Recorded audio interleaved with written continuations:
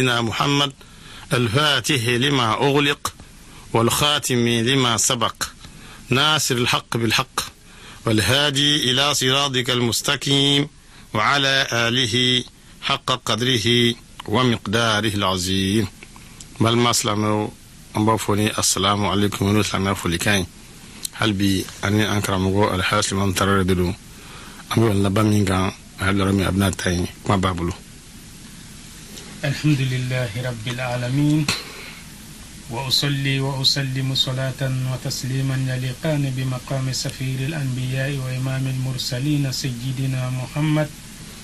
وآله وصحابة الكرام. وبعد مستمعين الكرام، السلام عليكم ورحمة الله تعالى وبركاته. وعليكم السلام. الحمد لله رب العالمين. أما الله تعالى تندو كبركة كولي يمندو أنسكو دمجرلا وكفى أما كالفا ومسبينا سبلا أتكالفتين وكفى مسلي كتدو نفس منتكا نوي محمد صلوات ربي وسلامه عليه. أما الله تعالى دلي على كان نفناه رما يجيا أن اللاهرة. يا الله. الله تعالى دلي لمن أن السطراني غرجك يما على كادي أنا بدين. يا الله. أما الله تعالى دلي أن همنا كود قولي أنا بغينا على كسبب يمان دي أمولا. أما الله دلي جمانين فتنة على كادوكا هيرلا. أن يرنو فتنة على كودوكا هيرلا. الله كان شتو جانفالا. على كان شتو نمرلا. على كان كشي تين كلو تورما. على كان أندو كلو دبلا. على حكلي يمان دي أنوما. على كان لبان كو يمان دام بما. على كان كفو لبان أرجنا كنا. على كو كاني على كرهورما كما. صلاة بركة كما صلي على محمد. الحمد لله رب العالمين. يكون عن بالمكة أنا كرم وكافة تكون نوي الحاج عمر كيتا أنا ولا أنكم لا إله إلا الله دكا ما ولا أنت مننا أن يجرى كفو لا إله إلا الله نوي الله تعالى كا جم بلبلوي على جمون كانوا وكما جون جمون فنبي نولو كانونين دو كفرانين جون باوكا ولا الله تعالى بايرا أنا قرآن بين كنا سورة المائدة لا آية بدر أنناني الله تعالى كو فسوف يأتي الله بقوم يحبهم ويحبون أكو صوني الله تعالى بناني مانتون دويه مانتون نونو على بولو في وأولو يرفنا بالله تعالى في مانتون نونو كان لسلي موني ودي لا إله إلا الله ودي الله تعالى بافانينا آية ورلا سورة آل عمران أكو فاتبعوني يحببكم الله أي تقول محمد كو نو كرا سكتالا الله تعالى بأوكم على صلى الله عليه وسلم أيايرا أنا ولان دمنا كو على كراكو كو كمكو هيرما على محمد يمين فو على النبي يمين فو كو على محمد كو دي لا إله إلا الله وكوري نندي محمد تاسري وكما ني أنتغرا محمد كو محمد دوم لا إله إلا الله كا وكما كو كوري أنفنا كان دوم لا إله إلا الله كا نان دومنا محمد كتاسرا كا وكما سيغتالا كو الله تعالى بأنفر جون كا أي جون منو كان ودلا الله تعالى كو أبي جون جمعون في منو سيزنا لا إله إلا الله كا ككلك وليا ورد جيدي أوكا الله تعالى في القرآن يكون سورة البقرة لا وأحسنوا إن الله يحب المحسنين وكما نيسيزنا لا إله إلا الله كان الله تعالى كيكا يمانيك سبولا على بين يمانك لو في كجغون وكما نافورا شوني كلي لا إله إلا الله بإدى كونو إتن يمانيك إكا ينمايا كونو abi komi la ilaha illallah josen do kari okuma Allah ta'ala ko abe jon jumen fetukun ikomi suratul hujurat ba fo anye tukumi wa aqsitu inna allaha yuhibbul muqsitin okuma naw sinzina la ilaha illallah ka ayo kle no kera sikatala Allah ta'ala be jon fe munun klena Allah ta'ala nu ladiriara dan fen ni nyokonche okuma ko Allah ta'ala bo kanu na kleniat sika sabati tukoshi islamia dina insiraka kasoro ekelente ka Allah ta'ala kilibantiya ni fen wara fara ala kan ka ban okore reka kolla selila ma klende mene ni mamin ka kolla seli jegena laban klena tugo nafatala okuma majmun ye Allah ta'ala kanu jon ye tugun ikomi suratu tauba ba fani tukumi Allah ta'ala ko inna allaha yuhibbul muttaqin ala yasran jon nunun kadi ala ko jugu ni sinzin la ilaha illallah ka okuma kera wajibi kasra Allah ta'ala ni na la ilaha illallah be da kono shuni kle etisra ala ni ateka jene bali ateka kaluntike bali ateka yuruku bali ateka namara bali ika la ilaha illallah sega koy kuma ala ni seranye josuna bele odi fika Allah ta'ala kilibantiya Allah ta'ala be jonjumen fetugun minun ka sipasma la ilaha illallah ye Allah ta'ala ko inna allaha yuhibbut tawwabin wa yuhibbul mutatahhirin suratul baqara Allah ta'ala ko Allah ta'ala be tubi jonfe mamunu nuye chinye ubesiki uko mamunu nuye alakota ubesiki uko mamunu nuye dankari alaka jonna ubu miri ka fo fanga kon benela bi shini abe togodi okuma ubesiki uko mamunu ye bulu son ne bulu son bi yala ne ka kollaba mena ke togodi okuma ubesiki uko kana alama ne yuruku ke bi yuruku in kollaba mena ke togodi ne kalon tege bi kalon kollaba mena ke togodi ne fo facture siye bi ne furu ke ka hakew tiye bi ne furu muso ka hakew tiye bi nye bange baw ka hakew tiye bi yala ne ka shini bena ke togodi okuma kan nimisa ka seki ko Allah ta'ala ko ka bo tigila maw fe kojugun ko fa Allah ta'ala ko kale be sanya jon fe na fe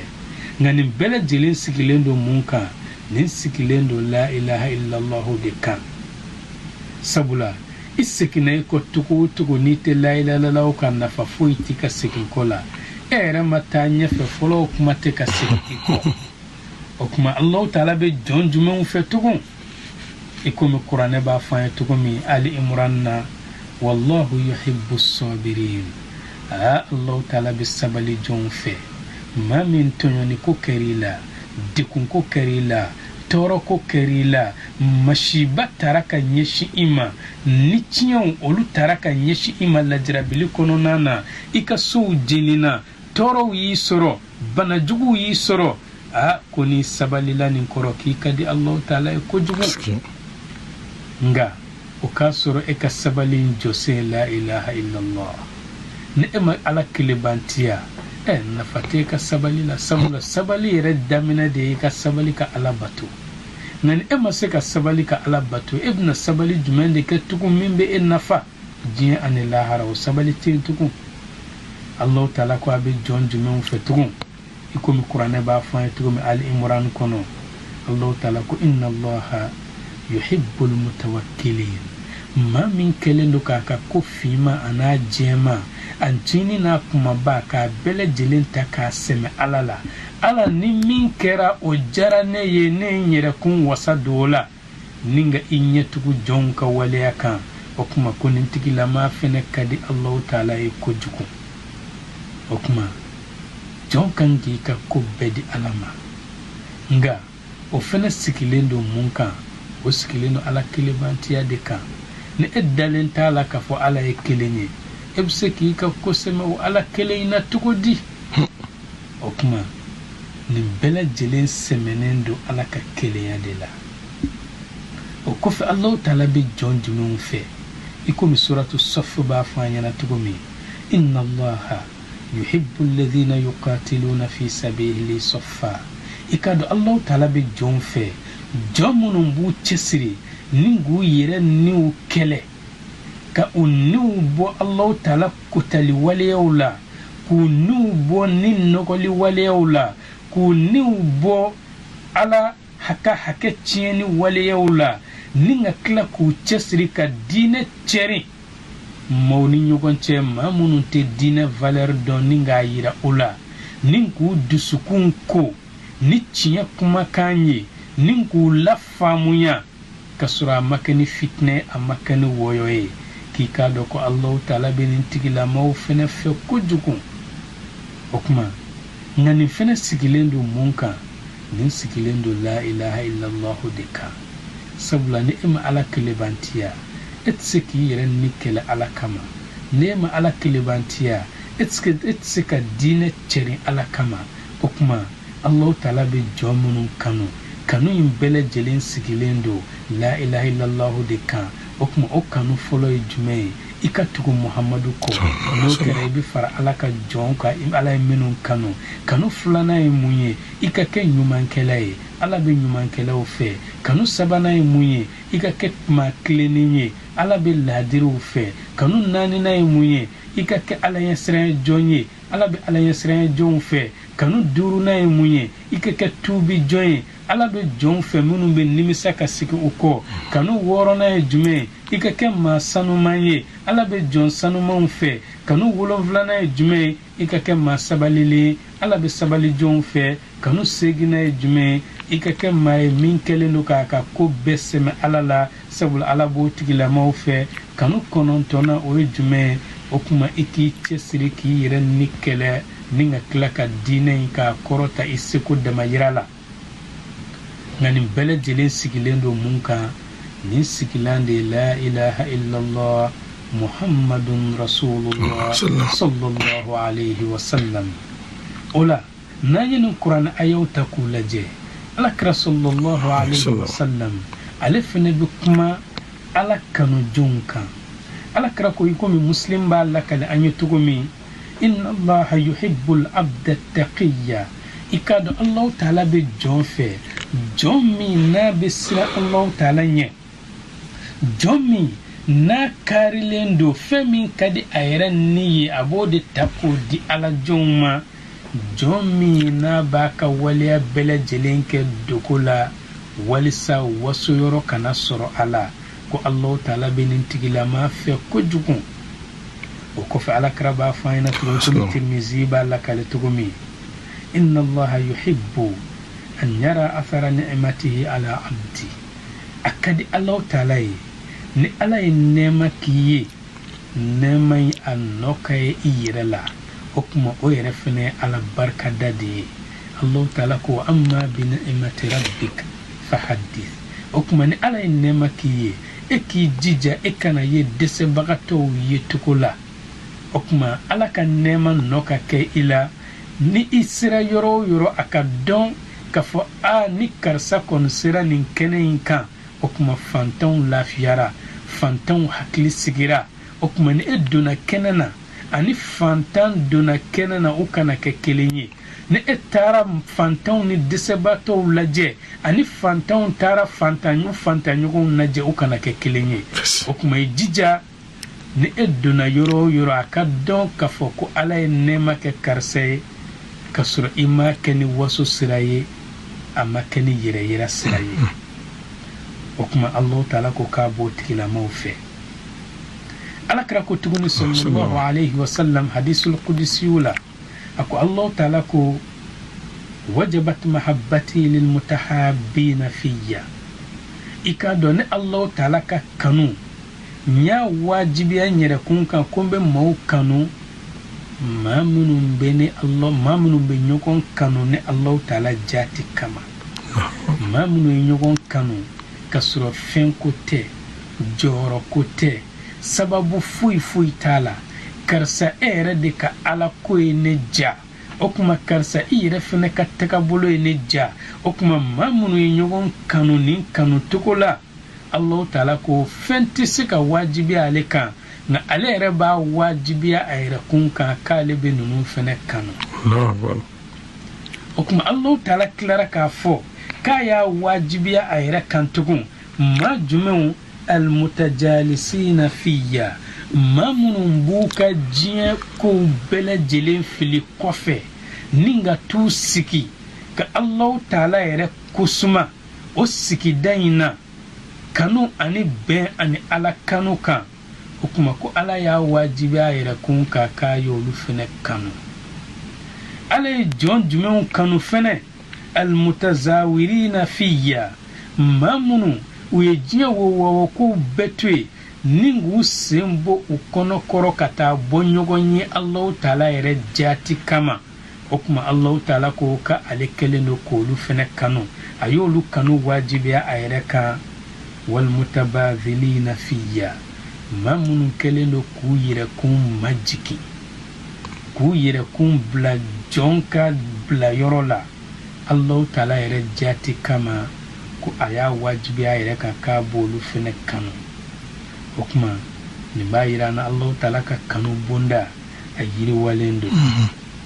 o de la n'i ye dɔnnikɛlaw ka bɛnkan lajɛ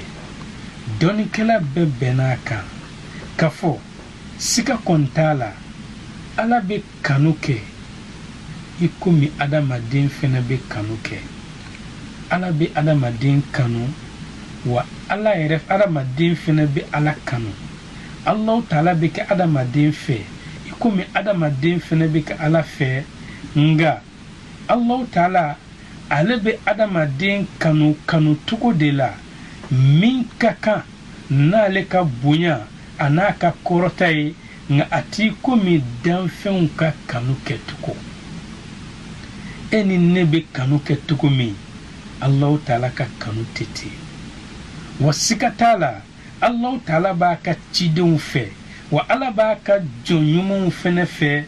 jɔn minnu ni olu mangutura ni an ye mangutu minnu kalan sisan kuranɛ kɔnɔ ala bɛ nin jɔn kelen bɛɛ lajɛlen fɛ nga jɔnw fɛnɛ bɛ ala fɛ jɔnw bɛ ala fɛ cogo di jɔnw bɛ ala fɛ mahabbata tadayunin diinɛ kanu o de bɛ Allahu Ta'ala kanu don jɔnw dusukun na wa tadallulin adamaden k'i yɛrɛ kolo k'i yɛrɛ dɔn k'a fɔ ne kan ka majigin daba ma ye o kuma jɔn bɛ Allahu Ta'ala kanu nin sira fɛ wa ta'abudin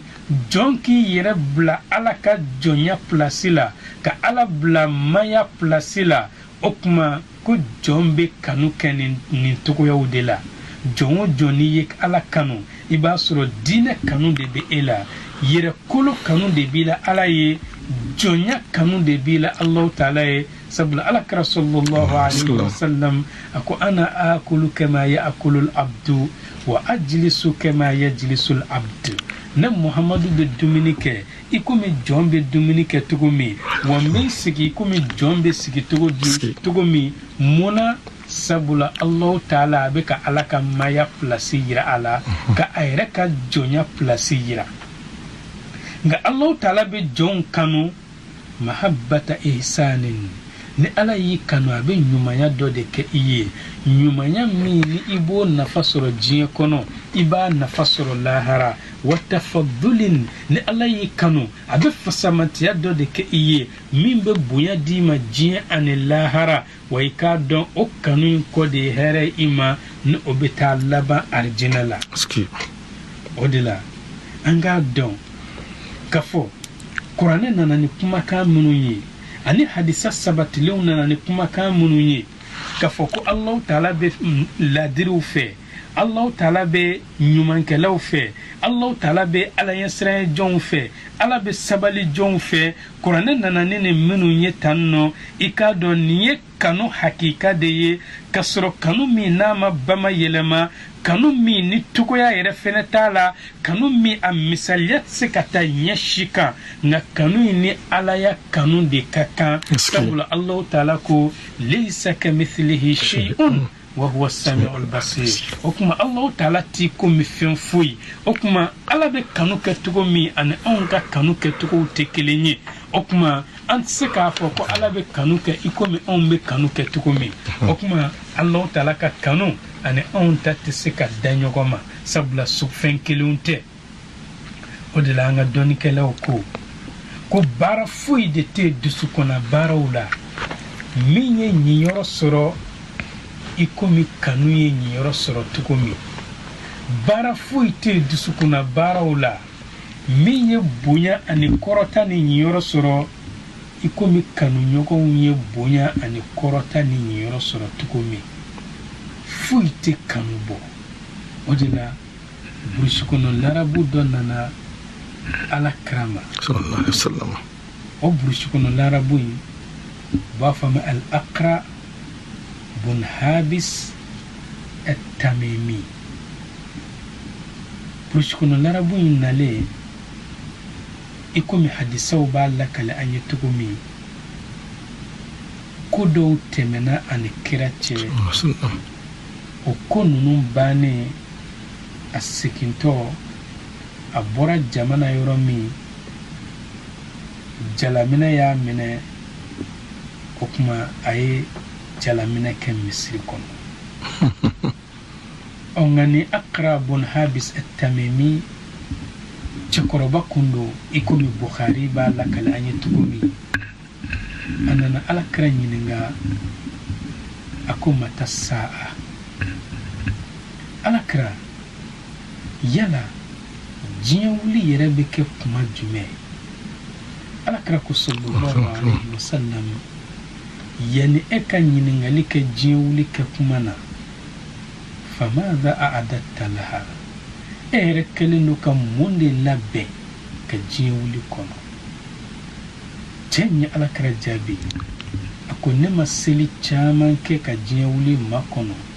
ne ma sun caman kɛ a ko nka ne bɛ Allah Ta'ala a n'a ka ciba de fɛ kuma alakira ko sallallahu alaihi wasallam anta ma'a man ahabbta ye kanu ka baara ye cɛ in ma seli caman kɛ a ma sun caman kɛ nka alakira y'a ka ɲɛnamaya bɛɛ kɛ bato la nka kira kanu kama alakira ko a bɛ fara ale kan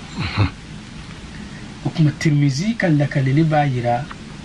ko cɛ in nana a ye jɔko 2 seli fɔlɔ jɔko 2 in bannen a ko ala n b'a ɲini fɛ i ka hinɛ ne ani Muhamadu la i kana hinɛ mɔgɔ wɛrɛ la tugun alakira ko k'i ye ala ka nɛɛma koron kojugu ala ka nɛɛma ka bon ne ni e 2 ma ale y'o kɛ ten alhamdulillah sabula ale y'a laɲini de nɛɛma min bɛ yen hɛrɛ min bɛ yen o kuma ala ka bɛɛ di alakira kelen i komi ale yɛrɛ y'a fɔ ale yɛrɛ ka dɔɔnin sɔrɔ alakira kɛrɛfɛ alakira dun huwa bu'itha rahmatan lil alamin mɔgɔ tɔw ma fɛn k'ale la ale bɛ nin fɔ ten naam kanu de b'a to o ka kɛ a bɛ komi kuma dɔ la i b'a sɔrɔ i ka kalanden dɔ bɛ i ka d'a ye kosɛbɛ dɔ bɛ na ni hadaya dɔ ye kuma Alhaji Umar Keita bonya dɔw nana n b'a fɛ an ka bonya in an ka ko la tɛmɛ zawiya kɔnɔ kalanden dɔ bɛ yen a yɛrɛ Umar Keita kanu b'a la cogo min ani a dalen b'a la ladiri dɔ a dalen b'a la a bɛ ka baara kɛ ala kama ale b'a fɔ dɔrɔn sin ka fɛn yɛrɛ bɛɛ di Alhaji Umar Keita ma sabula n'a bɛɛ dira ale ma a kan ka kɛ cogo min ale b'o dɔn nka ni e nana bila bolo wɛrɛw kan n'a kɛra bolo caman ye kɛcogo ɲuman walima mankan bɛ na wuli a la o kuma cɛ in alakira kan y'a to a ko ala ka nɛɛma yɛrɛ bɛɛ kolo k'a di alakira ma sallallahu alaihi wasallam o kuma mina na yin kuma kan fo abora jamana ay jalamina ke sahabau girina kadaka ala kara ko utruku ayatui kasro misir te suguna ke na ala kara ko ayatui ko adawla absika ke arjina kono dendo okuma ni abe ala kallatiga kono ko arjina kono dendo akadi alay ala refene kadi aye ala kara kadi ale ni etara Allah taala kanu nyogon bugo ni makolo shabe ke toro ima misali fuyi misaliyat sikatay ko mi ala ani danfew be tukumi nga ame misaliya do ta adama de be min famu tukumi eskilembi ka kalandew cela ini ka kalandew kadi sabula bende ba to kalande ni karamugo ube menyogon bulu nga ni karamugo e juko do e kalande na ano teme nyogon bulu ni kalande refne juko do e karamugo la ano teme nyogon bulu nga ni yaye ufla mena nyogon bulu o kore u katabi au bebe o kalande unu ka karamugo bene karamugo ka konya muso kura nale ni kalande willa ko bobugo ben konu be kanu be nga kuma be songa chaya abigele okuma abigele okuma Allah taala jomin kanu tiya do aw na ala krakadi nga na willa ka bobugo fene ko were okuma ala krako utruku adola absika ke arjina kono dendo sabla ko kale be ala na ka kira okuma niyo o kanu taka laje mule chense o kanu ma fukata se ala kraka plasila ala kraka kanu de do selite shunte okuma ko kanu nyogon yi femi soro mashima o soro nyene maya kono ni kanu Allahu akbar odila anga dina cheba dobe no ibn taymiya ale ba yira ana ako Allah taala kanu ale limanya josiw na wajibu la belebele de ye ale limanya la selu la belebele de ye ala na ka kira kanu ale limanya josiw na korotalen de ye ako okuma blade ala ne ala kira kanu ko ore de bara bele jile la seli limanya ani dine kononana nini nye mao maka limanya bara je walma yi ka dine bara je ka fo ala ne ala kra kanu te ka bara la ki ka do ki be bara fude la sabula lama fon fe no be soro in kono nana kwa bele jelembe bo kanu de kono ambe ka bara fon fe ke soro in kono no e jie in kono nanye anyuma na jukuma ka bebe kanu de kono na imma eka kanu kake kanu ye min kola ban tanunendo no e ala kanu ye walma eka kanu kake kanu ye min kola ban meke jashilinya ani majigi iye no e shitana ni shitana wali ya kanu sabula nin kanu fula de be nyuman kela ube ka barake ni ala kanu de juguman kela ufina be ka barake ni shitana kanu okuma bara fonfe limanya barawla dina barawla ikado ka bele jelembe bo kanu de la kanu mena kola ban tanune ni ko nyemo way ka dina bara matrafa o kore Allah taala de kadi ay wale ka kanu la ba ko o fena tanune do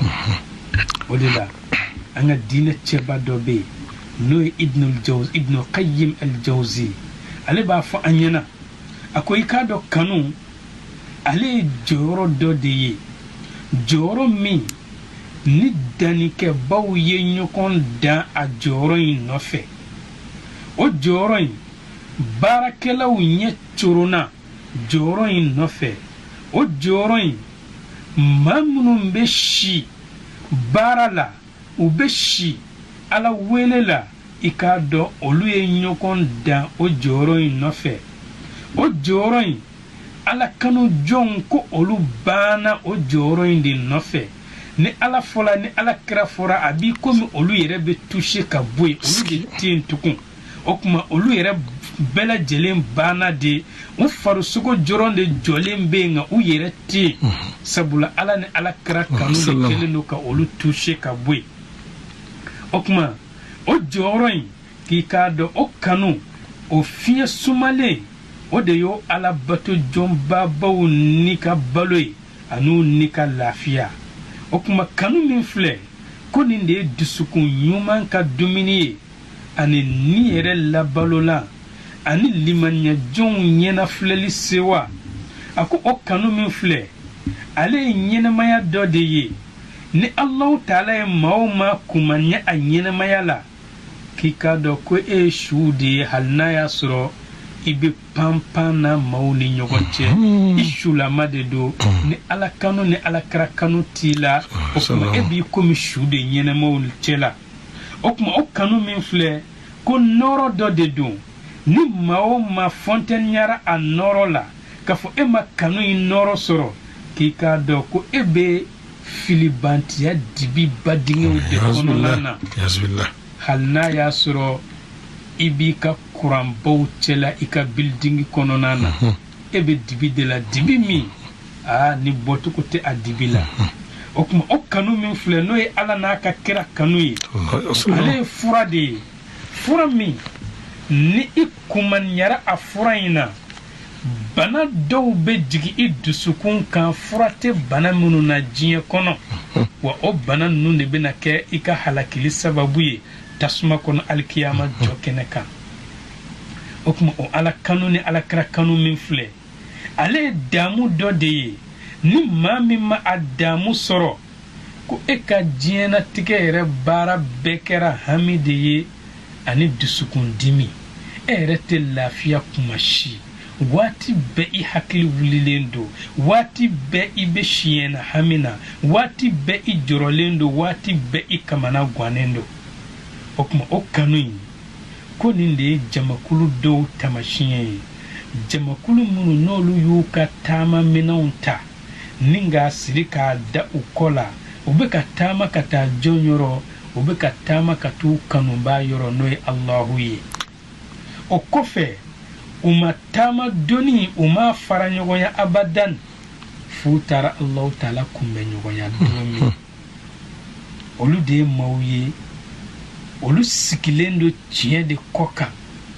nka maa o maa ni alakira kanu ni ala kanu bɔra e ka baara la ko e sigilen bɛ ja de kan n'i sigilen bɛ ja kan